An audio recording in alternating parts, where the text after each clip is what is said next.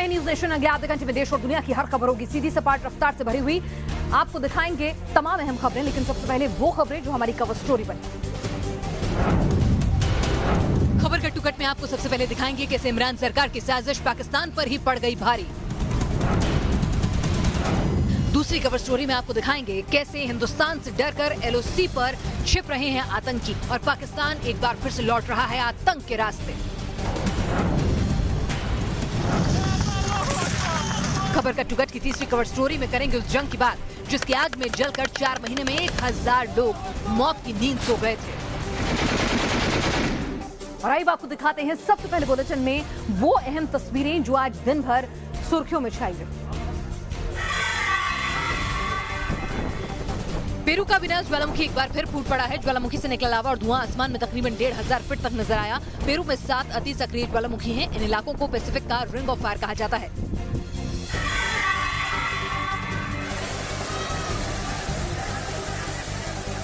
MP के आगरमालवा में बारिश के बाद सैलाब जैसे हालात हो गए। आगरमालवा में भारी बारिश के बाद सड़क पर खड़ी कार पानी के तेज बहाव में अचानक बहने लगी।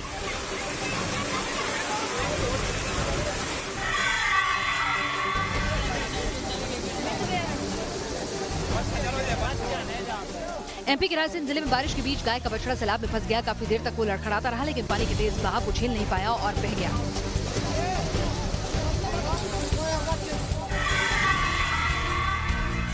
मध्य प्रदेश के सागर में एक ट्रक ड्राइवर को अचानक हार्ट अटैक आ गया। स्ट्रोक आते ही उसके ट्रक का संतुलन बिगड़ गया और ट्रक सड़क किनारे पेट्रोल पंप में जा घुसा। हालांकि हादसे में ट्रक ड्राइवर की मौत हो गई। वंदे मातरम, वंदे मातरम, वंदे मातरम, जय श्री राम, जय श्री राम। जापान दौरे पर गए रक्षा मंत्री राजनाथ सिंह का भारतीय मूल के लोगों ने जोरदार स्वागत किया। जैसे ही राजनाथ सिंह एक कार्यक्रम में पहुंचे तो वंदे मातरम, भारत माता की जय और जय श्री राम के जयकारे लगने लगे। भारत माता की जय, भारत माता की जय। हिमाचल के मनाली में एक मकान में भीषण आग लग गई। आग इतनी भीषण थी कि देखते ही देखते पूरे मकान को अपनी चपेट में ले लिया। कुछ ही पलों में पूरा मकान जलकर खाक हो गया।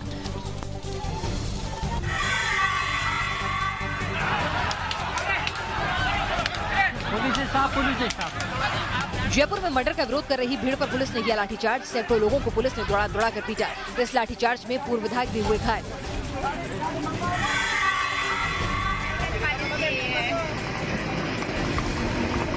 आजकल चालान से बचने के लिए लोग नए ट्रिक अपना रहे हैं। इस बीच थाईलैंड से एक ऐसा वीडियो सामने आया है जिसमें एक शख्स घोड़े पर बैठकर जा रहा है, लेकिन चौंकाने वाली बात यह है कि इसने घोड़े की सवारी करते वक्त भी हेलमेट लगा रखा है। वीडियो सोशल मीडिया पर खूब वायरल हो रहा है।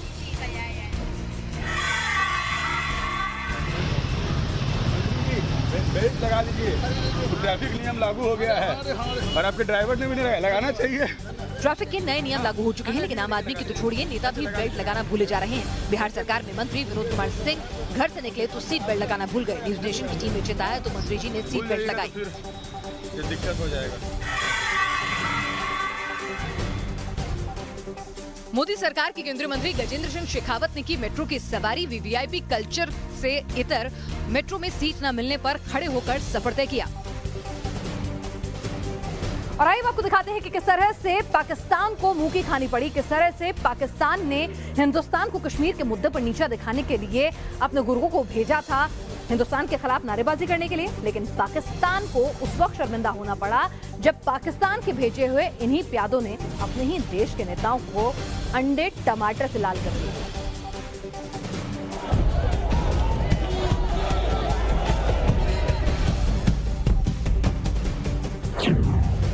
तारीख 3 सितंबर 2019 लंदन में भारतीय हाई कमीशन पर 10,000 कश्मीरी, ब्रिटिश, पाकिस्तानी और खालिस्तान समर्थक पहुंचे थे। प्रदर्शन की आड़ में इस भीड़ ने हिस्सा और हंगामा किया, लेकिन पाकिस्तान प्रायोजित हिंसा में मियां की जूती मियां के ही सर पर भारी पड़ गई।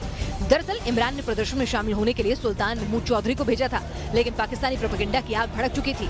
भाड़े की इस भीड़ ने सुल्तान महमूद और उनके बॉडीगार्ड्स को भी निशाना बनाया। सुल्तान और उनकी टीम पर अंडे फेंके गए, पाकिस्तानी प्रतिनिधिमंडल पर टमाटर फेंके गए।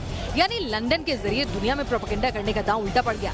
इमरान ने साजिश की जो आग लगाई उसमें इमरान के ही प्यादे झुलस गए। कश्मीर के मुद्दे पर पाकिस्तान बौखलाया हुआ है क्योंकि अपने मुल्क में इसी के नाम पर वो राजनीति करता आया है, उसकी दुकान इसी से चलती है। लेकिन किस तरह से पाकिस्तान अब एक बार फिर आतंक के रास्ते लौट रहा है, किस तरह से आतंकियों की घुसपैठ कराने के लिए वो अपने 2000 सैनिकों को तैनात कर रहा है एलओसी पर, जानिए क्या है पूरा मामला। पाकिस्तानी आतंक का सबसे बड़ा सबूत, पीओके में आतंक की साजिश की तस्वीरें। बौखलाया पाक फिर आतंक पर लौटा। ये तस्वीरें पाकिस्तान अधिकृत कश्मीर के तरनुली और पोथीबाला की बताई जा रही हैं। कहा जा रहा है कि ये वो आतंकी हैं जिन्हें वजीरिस्तान से भर्ती किया गया है। इन आतंकियों के साथ पीओके में जमाते इस्लामी के बड़े नेता भी मौजूद हैं। बॉर्डर पर पाकिस्तानी आर्मी ने फौजियों की तादाद भी बढ़ा दी है। तकरीबन 2000 अतिरिक्त पाकिस्तानी फौज तैनात की गई है। ये फौजी वाघा और कोटली में तैनात किए गए हैं। ये दोनों सेक्टर भारत के पुंछ के सामने पड़ते हैं। हिजबुल के 2 बड़े आतंकी गुट भी आरसपुरा और हीरानगर के सामने पाकिस्तानी इलाकों में स्पॉट किए गए हैं। ये आतंकी गुट मराला और रामरी में देखे गए हैं। तकरीबन 1 ब्रिगेड जितनी ताकत बॉर्डर पर झोंकना साबित करता है कि पाकिस्तान एलओसी पर तनाव बढ़ाना चाहता है। किसी भी किस्म के तनाव या फिर गोलीबारी के दौरान आतंकियों को घुसपैठ का मौका मिलता है। न्यूज नेशन के पास ये भी खबर है कि हिजबुल, जैश और लश्कर के आतंकी अस्थायी कैंप बनाकर रह रहे हैं, यानी जरूरत पड़ने पर ये कैंप खत्म कर दूसरी जगह शिफ्ट हो रहे हैं। सर्जिकल स्ट्राइक और बालाकोट एयर स्ट्राइक जैसे पलटवारों से आतंकियों के अंदर भी दहशत पसर गई है। और आइए आपको बताते हैं कि किस तरह से पीओके पर टेरर कैंप जो हैं उनकी तादाद बढ़ा दी गई है और नए एफएम स्टेशंस बनाकर कश्मीर के नौजवानों को बरगलाने की हो रही कोशिश, प्रोपेगेंडा फैलाने की हो रही है कोशिश। FM 94 मेगाहर्ट्ज, FM 105 मेगाहर्ट्ज, ये हैं उन 2 FM स्टेशंस की फ्रीक्वेंसी जो जम्मू में पाकिस्तानी प्रोपेगेंडा फैलाने की नाकाम कोशिश कर रहे हैं। खबरों के मुताबिक ये दोनों FM स्टेशन जम्मू बॉर्डर के नजदीक पाकिस्तान के कब्जे वाले इलाके में हैं। वहां से ऐसे प्रोग्राम प्रसारित किए जा रहे हैं जो पाकिस्तानी प्रोपेगेंडा से लबरेज हैं। साथ ही कश्मीर को लेकर झूठी खबरें भी फैलाई जा रही हैं। पाकिस्तान ने बॉर्डर पर कई नए FM स्टेशन भी शुरू कर दिए हैं। एलओसी के पार पाकिस्तान फौज ने एक बार फिर टेरर कैंप्स की तादाद बढ़ा दी है। लश्कर के पकड़े गए आतंकियों से ये जानकारी मिली है। जानकारी के मुताबिक सबसे ज्यादा आतंकी काचरबन में है। काचरबन में 50 आतंकियों के होने की खबर है। एलओसी के पार ऐसे तकरीबन 12 लॉन्च पैड एक्टिव कर दिए गए हैं। Pakistan is attempting infiltrations every night. We are encountering infiltrations on the line of control every night. Some of them are getting eliminated, some of them are getting foiled, and they are returning back to the Pakistani army post from where they were launched. Balakot air strike के बाद पाकिस्तानी फौज ने सभी terror camp और launch pad हटा दिए थे, लेकिन कूटनीतिक मोर्चे पर नाकाम होने के बाद पाकिस्तान दोबारा आतंकी नीति पर लौट आया है। प्रधानमंत्री नरेंद्र मोदी अपनी कूटनीति से तमाम देशों को अपने साथ ला रहे हैं। व्लादिवोस्तोक में उन्होंने मुलाकात की मलेशिया के राष्ट्रीय अध्यक्ष से और उसके बाद जाकिर नाइक का मुद्दा भी उठा। और अब सवाल यह है कि क्या जाकिर नाइक जल्द ही हिंदुस्तान आएगा और उसके गुनाहों की सजा। जाकिर नाइक 2 साल पहले फरार हुआ। फरारी के बाद वो मलेशिया में नजर आया, जहां उसे शरण मिली। कट्टरपंथ का जहर फैलाने वाले जाकिर पर ही मोदी का निशाना था। व्लादिवोस्तोक में पीएम मोदी की मुलाकात मलेशिया के पीएम महातिर मोहम्मद से हुई। दोनों पक्षों के बीच अहम मुद्दों पर बातचीत हुई, जिसमें जाकिर नाइक भी शामिल था। जाकिर नाइक के लिए मलेशिया में भी मुश्किलें बढ़ती जा रही हैं। नस्ल भेदी टिप्पणियों के मामले में जाकिर नाइक से पूछताछ हो चुकी है। मलेशियाई कैबिनेट कह चुकी है कि जाकिर देश के कानून से ऊपर नहीं। अगर मोदी और महातिर की बातचीत रंग लाई तो मुमकिन है कि भगौड़े जाकिर को वापस हिंदुस्तान लाया जा सके। और आइए अब एक सवाल आपके लिए कि हमारा देश का संविधान हमें आजादी देता है, हम जिसके साथ जैसे रहना चाहें रह सकते हैं अगर हम बालिग हैं। लेकिन राजस्थान के मानवाधिकार आयोग को ये बात पसंद नहीं आती है। लिव इन रिलेशनशिप देश के कानून की नजर में सही है, लेकिन उन्हें ये पचते नहीं है। गहलोत सरकार कहती है कि ये उनका मामला नहीं। क्या दिल का रिश्ता सरकार तय करेगी? क्या मिल जाएगा मोहब्बत पर लगाम लगाकर? ये सवाल उठे राजस्थान मानवाधिकार आयोग के उस नोटिस के बाद, जिसमें कहा गया कि सरकार लिव इन रिलेशनशिप पर रोक लगाए। राज्य मानवाधिकार आयोग ने इस नोटिस के पीछे कुछ दलीलें भी पेश की हैं। आयोग ने ऐसे रिश्तों को समाज के लिए गलत करार दिया और महिलाओं के लिए जागरूकता अभियान चलाने के आदेश दिए। लेकिन गहलोत सरकार के नुमाइंदे इस नोटिस से अलग राय रखते हैं। और आइए आपको दिखाते हैं रियल लाइफ की गांधीगिरी। जी हाँ, रियल लाइफ में आपने गांधीगिरी देखी होगी रिश्वत के खिलाफ फिल्म मुन्ना भाई MBBS में, लेकिन रियल लाइफ की ये गांधीगिरी मथुरा में रियल में तब्दील। अरे क्या कर रहे हैं आप? शर्ट 200 की है। मस्त जी, बहुत हो गया। 1 मिनट। सामने बैठा सरकारी बाबू बुजुर्ग से मांगी गई रिश्वत और बुजुर्ग ने अपना सब कुछ दे दिया। फिल्मी पर्दे पर ये तो सीन सबने देखा, लेकिन रियल लाइफ में ऐसी ही तस्वीर सामने आई मथुरा से। ये मथुरा का फरहद थाना है। थाने में हंगामा मचा है और इसी बीच एक शख्स पुलिसकर्मी के सामने नोटों की गड्डियां रखने लगता है। एक एक कर कुल 4 गड्डियां रखी जाती हैं।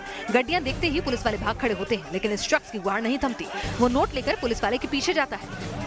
थाने में हुई इस गांधीगिरी के पीछे वजह थी पीड़ित परिवार की शिकायत का ना सुने जाना। दरअसल परिवार के एक सदस्य की बिजली के तार के करंट लगने से मौत हो गई। परिवार बिजली विभाग के अधिकारियों के खिलाफ लापरवाही का मुकदमा दर्ज कराना चाहता था। परिवार का आरोप था कि बिजली विभाग का मामला होने के चलते पुलिस वाले FIR लिखने के लिए रिश्वत मांग रहे थे। इस हंगामे और गांधीगिरी के बाद कहीं जाकर पीड़ित परिवार की FIR दर्ज की गई। हिंदुस्तान एक धर्मनिरपेक्ष राष्ट्र है और उसकी गंगा जमनी तहजीब के जो है वो कसीदे पढ़े जाते हैं, लेकिन किस तरह से सत्तारूढ़ बीजेपी के एक विधायक जो हैं वो हिंदुस्तान को हिंदू राष्ट्र बनाने की बात करते हैं, धमकाते हैं। सुनिए जरा। ओवैसी को ये कहना चाहूंगा, भारत देश की जनता चाहिए कि हाँ भारत देश एक हिंदू राष्ट्र बनना ही है, तो तुम क्या, तुम्हारे बाप भी हिंदू राष्ट्र बनने से नहीं रोक सकते। गौर से सुन, ये सोच है सत्ताधारी बीजेपी के विधायक राजा सिंह की, जिस भारत की धर्मनिरपेक्षता के कसीदे दुनिया में पढ़े जा रहे हैं, उस भारत को हिंदू राष्ट्र बनाने की धमकी दे रहे हैं बीजेपी के विधायक। जिस हिंदुस्तान की गंगा जमनी तहजीब की मिसाल दी जाती है, उस भारत को लेकर नफरत भरी बोली बोल रहे हैं। और यह हरकत किसी चिड़भैया नेता की नहीं, बल्कि बीजेपी के विधायक की है। जिस विधायक पर समाज को साथ लेकर चलने की जिम्मेदारी होती है, वो विधायक समाज तोड़ने का दम भर रहे हैं, और वो भी बिना किसी शर्म के। साध्वी प्रज्ञा जैसे नेताओं के अल्फाजों पर खुद PM मोदी ने ऐतराज जताया था। तो क्या राजा सिंह को लेकर भी पार्टी आलाकमान कोई ठोस कदम उठाएगा, या फिर सिर्फ सवाल पूछेगा और जाँच की बात करेगा? और आइए आपको दिखाते हैं वो खबरें जो सोशल मीडिया पर दिन भर वायरल होती रही। वायरल करते वक्त एक लड़की और उसके फोन का वीडियो दिन भर वायरल हुआ। दरअसल लड़की सीढ़ी के ऊपर फोन रखकर बैठी थी, अचानक फोन नीचे गिरा और रपटता चला गया। फोन को जाता देख लड़की भी दौड़ी और आखिर में जाकर फोन को पकड़ पाई। पेरू में एक महिला और उसके बच्चे की वीडियो ने मानो पूरी दुनिया को जज्बाती कर दिया। इस महिला को पैसों की जरूरत थी तो इस सड़क पर गाना गाने लगी। गाना गाते वक्त इसकी गोद में दुधमुहा बच्चा भी था। इस औरत को जिसने भी देखा उसकी आंखें छलक गई। सोशल मीडिया पर भी सब इमोशनल हो गए।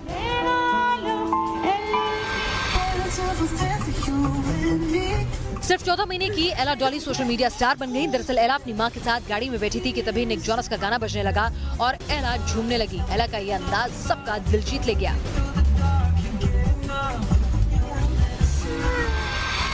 मुंबई की बरसात का एक वीडियो भी सोशल मीडिया पर खूब वायरल हुआ। बरसात के दौरान बस की एक बस पानी में फंस गई और पानी इतना ज्यादा था कि कुछ नौजवान बस की छत पर चढ़कर इसे पूल की तरह से इस्तेमाल करते हुए नजर आए। कुछ दिनों पहले आपने एक वायरल वीडियो देखा होगा जिसमें दो छोटे छोटे बच्चे स्कूल जाते वक्त कलाबाजियां खाते हैं और वो वीडियो सोशल मीडिया पर खूब पसंद किया गया। कहा गया कि इन्हें फ्यूचर जिमनास्ट होना चाहिए, ट्रेनिंग दिलाई जानी चाहिए। हिंदुस्तान में तो ये चर्चा हुई, लेकिन दुनिया के मशहूर जिमनास्ट ने जब इन बच्चों को खत लिखा तो उनकी खुशी का ठिकाना ही नहीं रहा।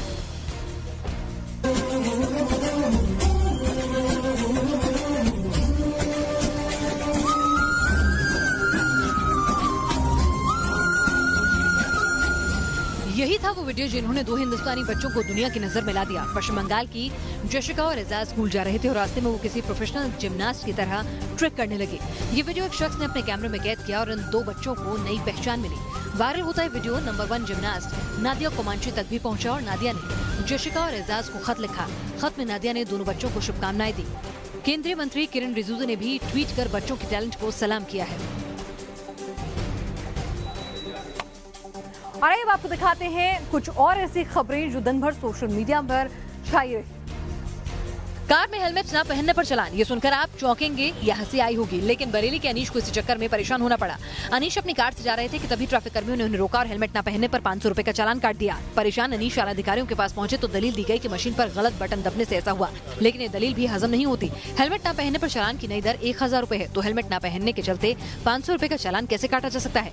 केंद्रीय मंत्री नितिन गडकरी ने सफाई दी कि बड़े चालान का मकसद लोगों को सुरक्षा के लिए जागरूक करना है, लेकिन आम जनता में जागरूकता से ज्यादा बड़े चालान का डर समा गया है। चालान की बढ़ी हुई दरों को लेकर सोशल मीडिया पर भी कई मीम्स बन रहे हैं, कई मैसेजेस जो हैं वो वायरल हो रहे हैं और तो और कई वीडियोस भी बनाए जा रहे हैं जिसमें तंज कसा गया है इन बढ़ी हुई चालान की दरों को लेकर।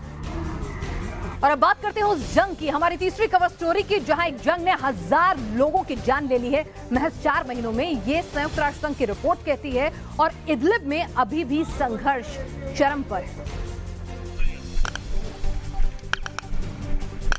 संयुक्त राष्ट्र की फिक्र का सबब सीरिया के इदलिब से आती ऐसी तस्वीरें हैं। सीरिया में अब सिर्फ इदलिब ही जंग प्रभावित इलाका रह गया है। जनवरी से अब तक सीरियाई सरकार इदलिब में 10 से ज्यादा अभियान चला चुकी है, लेकिन अब तक इदलिब पर विद्रोही काबिज हैं और जंग जारी है। इदलिब और उसके आसपास के इलाकों को लेकर संयुक्त राष्ट्र की रिपोर्ट ने पश्चिमी ताकतों के माथे पर भी बल डाल दिए हैं। इस रिपोर्ट में कहा गया है कि पिछले 4 महीनों के अंदर इदलिब की जंग में 1000 से ज्यादा लोग मारे जा चुके हैं। मारे गए लोगों में 304 बच्चे हैं। साथ ही इदलिब में स्कूल और अस्पतालों का मूलभूत ढांचा भी पूरी तरह तबाह हो चुका है। इदलिब में फ्री सीरिया आर्मी और अल नुसरा जैसे गुट काबिज हैं।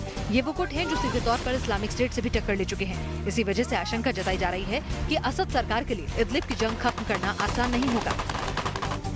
और आइए आपको दिखाते हैं दुनिया की वो तमाम अहम खबरें जो जानना आपके लिए जरूरी है। वर्ल्ड कप इराक में एक शेर सुर्खियों का सबब बना हुआ है। ये पालतू शेर एक रेस्टोरेंट में घुसता है। रेस्टोरेंट के ग्राहकों से लेकर कुक और वेटर तक हर कोई इस शेर के दोस्त हैं। दरअसल ममून नाम के एक शख्स ने इस शेर को खरीदा था, इसे पाला पोसा। आज ममून और शेर की दोस्ती ऐसी हो गई है कि जहाँ जहाँ ममून जाते हैं जंगल का इराजा शान से साथ चलता है। खास बात यह कि 4 साल के शेर ने आज तक न किसी इंसान पर हमला बोला है और न ही किसी जानवर को डराया धमकाया है। जापान में ट्रेन और ट्रक की टक्कर में 34 लोग घायल हो गए। Accident Tokyo Yokohama rail link पर हुआ, जहां तेजी से आते ट्रक ने ट्रैक से निकलने की कोशिश की, लेकिन ड्राइवर कामयाब नहीं हुआ और ट्रक आ गया ट्रेन की चपेट में। अमेरिका के राष्ट्रपति डोनाल्ड ट्रंप ने ईरान को लेकर बड़ा बयान दिया है। ट्रंप ने पत्रकारों से बातचीत के दौरान कहा कि संयुक्त राष्ट्र की मीटिंग के दौरान वो ईरान के राष्ट्रपति रूहानी से मिल सकते हैं। हालांकि रूहानी साफ कह चुके हैं कि जब तक प्रतिबंध है तब तक ऐसी मुलाकात मुमकिन नहीं। और आपने देखी देश और दुनिया की तमाम अहम खबरें सीधी सपाट रफ्तार से भरी हुई कट अंदाज में। फिलहाल दीजिए इजाजत, कल फिर हाजिर होंगे। आप देख रहिए न्यूज़ में।